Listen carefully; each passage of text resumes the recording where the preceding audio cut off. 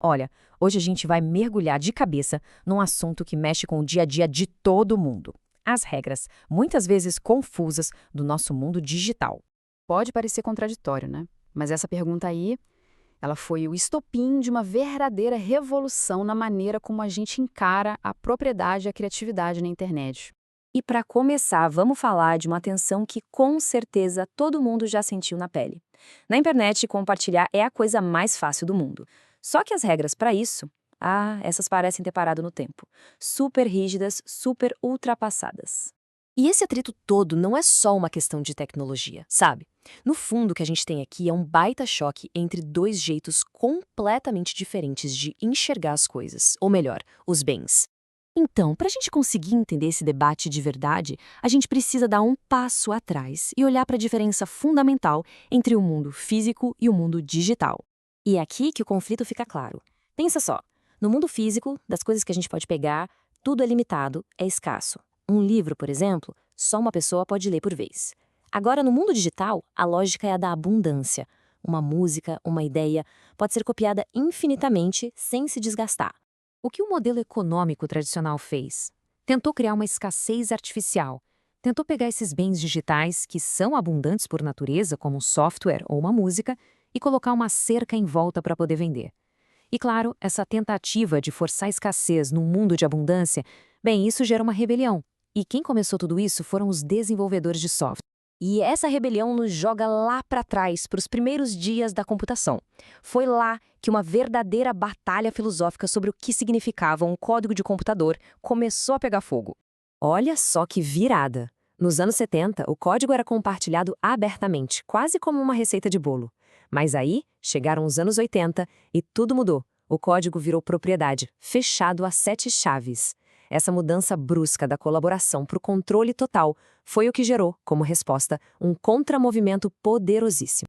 E a solução para isso foi genial. Foi um verdadeiro hack jurídico. A ideia foi usar a própria lei de direitos autorais, o copyright, contra ela mesma, para garantir a liberdade. Daí o nome copyleft. É uma brincadeira direta com um copyright que, em inglês, significa todos os direitos reservados. O copyleft seria, então, todos os direitos invertidos. E o mecanismo do copyleft é o que faz ele ser tão viral, digamos assim. Funciona com duas regras bem simples. Primeiro, ele autoriza que qualquer pessoa crie trabalhos novos a partir do original.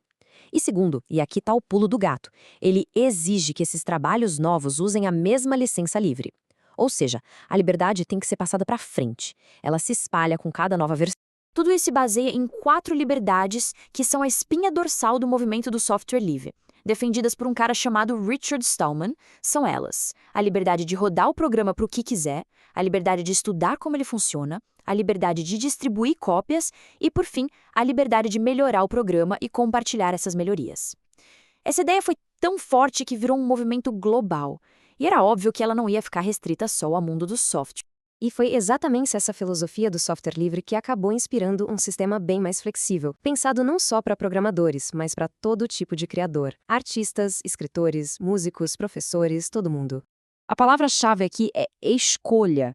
O Creative Commons, que é esse sistema, não veio para acabar com o copyright, de jeito nenhum. A ideia é oferecer uma alternativa, uma opção para quem quer participar e compartilhar suas criações de um jeito mais aberto.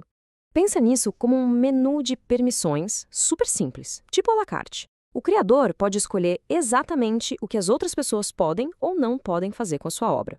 Pode copiar? Sim. Pode modificar? Não. Pode usar para fins comerciais? Talvez. É a própria pessoa que monta o combo. Ok, mas e daí? Porque é uma discussão que parece tão técnica sobre licenças jurídicas. É tão importante assim para a nossa cultura e para o futuro da inovação. Importa porque tudo isso desafia um modelo de criatividade que a gente acha que sempre existiu, mas que na verdade é bem recente, tem pouco mais de um século. Um modelo que depende de intermediários e daquela tal escassez artificial que a gente falou. Isso nos força a questionar: será que a inovação depende mesmo da promessa de lucro? Porque o que a gente vê com o surgimento de projetos colaborativos gigantescos é que existem outras motivações muito, mas muito poderosas, como o simples desejo de construir algo em conjunto, um recurso que seja de todo mundo. É só olhar para projetos como o Wikipedia ou o sistema operacional GNU/Linux. Eles crescem e se fortalecem porque convidam todo mundo a participar ativamente e não a ser só um consumidor passivo. Essa mudança de chave, de um modelo de dono para um modelo de construção coletiva, libera um potencial criativo simplesmente imenso. No fim das contas, essas licenças são muito mais do que só documentos legais. Elas são, na verdade, ferramentas. Ferramentas que abrem um leque de possibilidades e nos deixam com uma pergunta que, convenhamos, é bem inspiradora sobre o futuro que a gente quer criar.